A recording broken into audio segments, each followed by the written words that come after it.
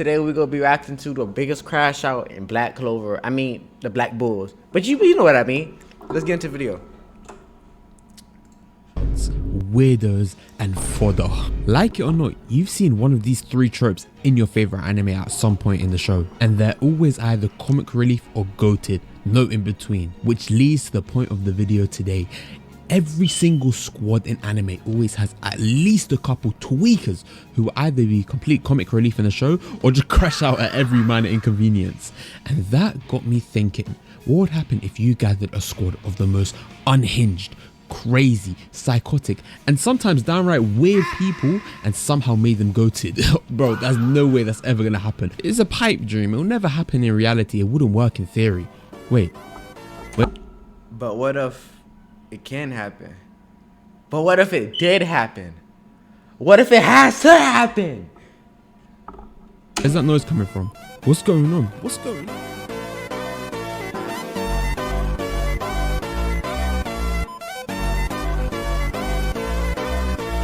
The Black Bulls fit every single criteria I mentioned earlier except fodder. These guys are all heavy hitters and lunatics at the same time. And if we're going to talk about the Black Bulls, it's only right we start with the demonic duo themselves. And the first guy I'm going to have to talk about is Luck Voltia. Bro, if you think of the term action battle junkie, you think of people like Goku, you think of people like 4K, or even the specimen that is Yujiro Hanma. These guys love fighting. But if I told you Luck was the same, if not worse than these guys, you wouldn't believe me. Because the first time we get to see Luck properly is when he's leading a dungeon mission with the rookies Asta and Noel, and he points out a trap to Asta, but not in a friendly way, because he pushes Asta into the trap. Okay. Luck is my favorite character, but I don't know how. I can defend this, okay? I can defend this. He was just trying to help him out in a way. Yeah, no, he was just trying to help him out in a way. And it lets off nearly killing Asta. He luckily survives. But bro, how much of a demon do you have to be to take out your own teammates and then laugh afterwards? Bro, if I was on the Black Bulls, I would be fuming. How is my senior, who's supposed to be giving me tips, trying to kill me? Because he continues to troll them, bro. He's letting off traps, testing them out and seeing if their instincts are good enough, bro. Oh my god. He had Asta and Noel stressed, and I would be too, rightly so. But do you know what's worse than aggravated assault on your colleagues? Abandonment. This guy Luck smells out a strong opponent in the distance and completely dips, abandoning the rookies in the dungeon when he knows they... Okay. Okay. I feel like Luck was just trying to take out the enemy before... No, I feel like Luck was just trying to take out the enemies before the enemy had a chance to hurt Asta and Noel. That's why he did that. Can't fend for themselves, and this guy was salivating, praying that the guy he finds would be strong. So we got attempted murder, reckless behavior, and abandonment. Bro, somebody go smoke that you, and this guy Yami's at home talking about some... Think the kids can play nice together? Yami, go collect your kids. They are in fact not playing nice together. They need help. The rookies are in danger and need adults. Now, if we're going to talk about Luck, it's only right to talk about his partner in crime, Magna. Oh, shit. Okay, Magna, bro, honestly, I thought Magna was like a lightweight at first. But, bro, like, spoilers. If y'all, like, read the manga on Magna, bro, he was putting in work, my nigga. He was putting in, like, bro, he standing toe-to-toe with the biggest devil out there, putting in work. That's why I fuck with Magna. Swing. Now, Magna is a much smaller crash out than Luck. He isn't a battle junkie, but he does sun him in grit and balls because Magna is the most weak guy in the Black Bulls. He's constantly mocked and seen as a comic relief character in the beginning of the show. Bro, Luck was using him as a bowling ball in one of the episodes. I couldn't believe my eyes in what I was seeing. But despite all the slander, Magna is my favorite character in the Black Bulls. Okay, me in too, a world where the too. Black Bulls are seen as thugs, and if you're not someone of royalty like Noel or someone blessed by mana like Yuno, you're going to be seen as a scrub your entire life. And I'll be so real, I personally thought Magna was a bum the entire show. I couldn't believe how he got into the Black Bulls with how weak he was. But spoiler warning for the man. Bro, time out, bro. Stop doing my nigga Magna like that, alright? He may have been the weakest at first, but he put in that work. If not more work than Asta. That was a hot take. Don't slander me. In the next season, he changes my mind completely. In 2021, if you ask someone what their favorite anime fight of the year was, they could say Naruto versus Ichiki or Yami and Asta versus Dante, which I covered more recently on my channel. But let's spin back to that Dante fight, because we all remember, and I covered in my last vid, how OP Dante was. And in the new trailer, even though he's a bum and a fraud, I have to admit, he has a little bit of aura to him, bro. That freeze frame was crazy. But what if I told you in this freeze frame, the person he's fighting is Magna? And I'm not bullshitting you completely, he's actually fighting Magna. And I don't want to spoil too much because I'm going to cover this actual episode when it comes out. But after getting sick of how weak he was, him and Zoro developed the spell that basically makes him equal to anyone he's fighting and gives him a fair chance. It's crazy OP. But wait, that's what I'm talking about. That's what I'm. Listen, I feel like this better than anti-magic. I ain't gonna lie. Yo, hello. Don't think Magna's a regular dude who just develops normally through the story. He's a lunatic as well. He decided to baptize Asta to the Black Balls by throwing a fireball at his dome. No, wait, bro. Finish this first. Hold on. After getting sick of how weak he was, him and Zoro developed the spell that basically makes him equal to anyone he's fighting. Bro, I could not wait for Black Clover to suit, bro. I wanna see this in action, bro. I wanna see him put the chains through each other's chest and then let's bang out. Let's bang out. Boom, boom, boom, boom, boom, boom, boom. Feel me? Gives him a fair chance. It's crazy OP. But wait, don't think Magna's a regular dude who just develops normally through the story. He's a lunatic as well. He decided to baptize Asta to the Black Balls by throwing a fireball at his dome. And look at Asta's face, bro. He knew he was dead. Bro, I've gone through 2 members and they both tried to slime Asta out. What is with the squad? And after thinking and doing my research, I realized it leads back to the captain, Yami himself. And I'm telling you, I only need to go through Yami's recruitment strategy to see how bad he is. So we're going to go through exhibits, CJ the Champ style, and go over exactly why this guy's crazy with a couple of the members sprinkled in. So let's go. And to start off, Yami's already fulfilling the stereotype that his team are thugs, and we need some context about Vanessa to understand why, because Vanessa grew up in the witch's forest under lock and key, not allowed to leave her cage, and the reason for this was the most typical villain reason ever. Her mother, the Witch Queen, foresaw that Vanessa would develop some type of fate power in her future, and we later find out it's a Izanagi Golden Experience Requiem type of power, where under extreme stress she develops a spell that creates a cat called Rouge, who can alter fate to stop anyone she cherishes getting hurt. That is OP. The cat can alter fate.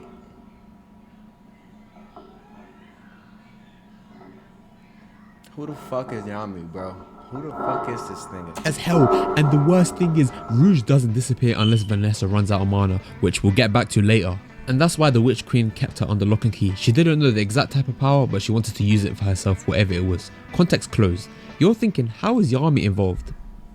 He breaks into the witch's forest where men aren't allowed and fights the Witch Queen just for training. And I don't know what's funnier, him doing all of this gimmick for training or in the middle of an active fight. By the way, he decides to give out of all the times he could have this random stranger a motivational speech about escaping their fate and not having one predetermined path. He taught no jutsu to a stranger, and that worked. Vanessa finally developed the courage to escape and live her own life, which led to her following Yami to the Black Balls and joining them. And for you guys who say this wasn't an official recruitment, shut up, man. I am not sorry in the slightest. That is a recruitment in my book. But I did lie a little bit, so I have to apologize. Vanessa isn't a crash out, she isn't a weirdo, and she isn't fodder, but she has one quality that makes her fit in right at home with the rest of this batshit crazy group. Drama, please. She's a drunk. Every clip I see of her, she's either drinking or refilling some alcohol to drink, and you'll see this later. But if you're still whining about Yami's recruitment strategy, the next one proves me completely right. Pause the whole damn video. If you guys are enjoying and want to see more like this, then you might want to consider dropping a like onto the video and subscribing to the channel with all the notifications turned on so you don't miss the next one. It's my dream to hit 1,000 subscribers before the end of the year, which might seem hard, but with your guys' help I believe it's fully possible. Anyways, let's get back to the video. Zoro's a real good guy because the first time we see him, he's defending a woman from the vice captain of the worst squad ever. the purple orcas. Oh my god, they're trash. And he's my goat for a reason, because he decides to rage bait the Magic Knights by first of all calling the vice captain a fraud who didn't deserve the robe, and then calling his nickname the Saint of Ice, the Saint of Carcasses. And the cherry on top is when he called the junior Magic Knight a D1 meat rider. And that little comment finally got Mr. Nonchalant to give a heck about the situation, because he decided, Mr. Vice Captain by the way, to attack a presumed civilian. This guy's a bum for a reason. This squad is ass. And you're probably wondering what happened to Zoro, but you're worrying about the wrong person, because this vice captain got off screen Gojo style in the biggest disgrace of all. He got his drip snatched from him. Oh my god. And he ended up for some reason impersonating the purple orca vice captain in the Royal Magic Knight selection, and he was putting in work in that tournament. He carried Austin's team all the way up until the semi-finals, and guess what, my goat had so much aura in the tournament that the Wizard King himself, even without being an actual Magic Knight, made him a Royal One. And he pulled up to the Royal Magic Knight meeting deflecting a attack by Meryleona, the Meryleona. Bro, I need to make a separate video on her because she's crazy as hell. She embodies everything I say about Crush Her. But he was wearing a black bull's robe. And I remember watching this confused as hell, because where did he get this from? He was already a purple orca, but it leads back to Yami, of course, out of all people. And the way he recruited him was so dumb. Yami saw Zoro beating up his colleague Magic Knights, by the way, and of course, after fighting him, because Yami loves fighting, he then decided, instead of arresting Zoro and sending him to the authorities, to give him a Magic Knight robe. Imagine being one of the Magic Knights on the floor and seeing that his assaulter got a job instead of being arrested. How ridiculous is that? He even had the rage bait of Zoro confused as hell, because he knew Magic Knight robes weren't supposed to be just given to a random guy in the street. But Yami liked him, so he let him into the squad, I guess. Bro, what the hell? Playing on iPhone? Now you can play Unlocked on PC with Google Play Games.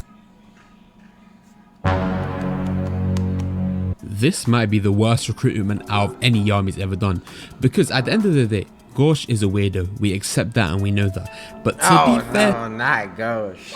Oh shit. Okay.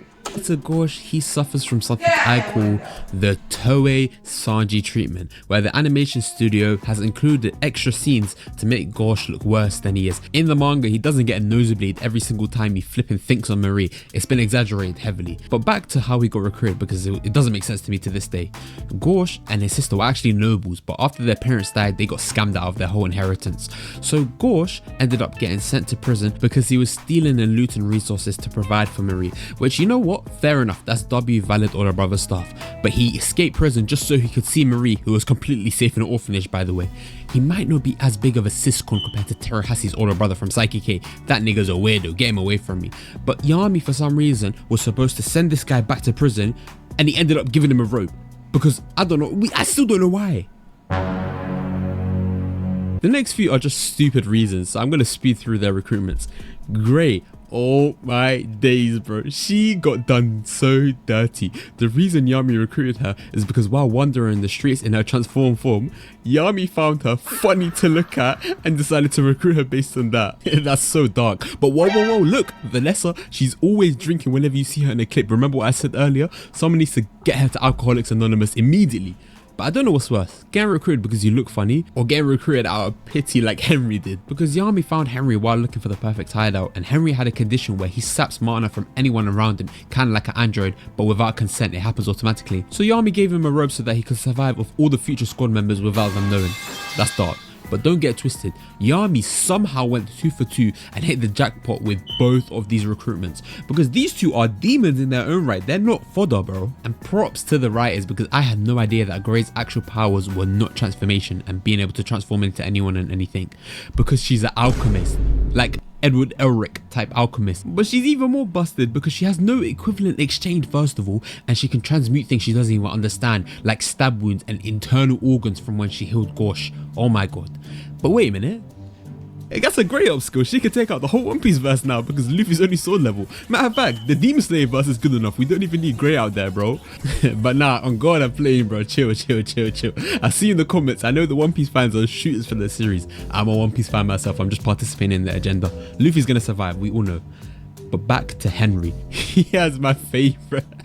My favorite skill set. He has a mech. What is this? This guy's crippled and he has his own Megazord, bro. This guy's a Power Ranger, basically.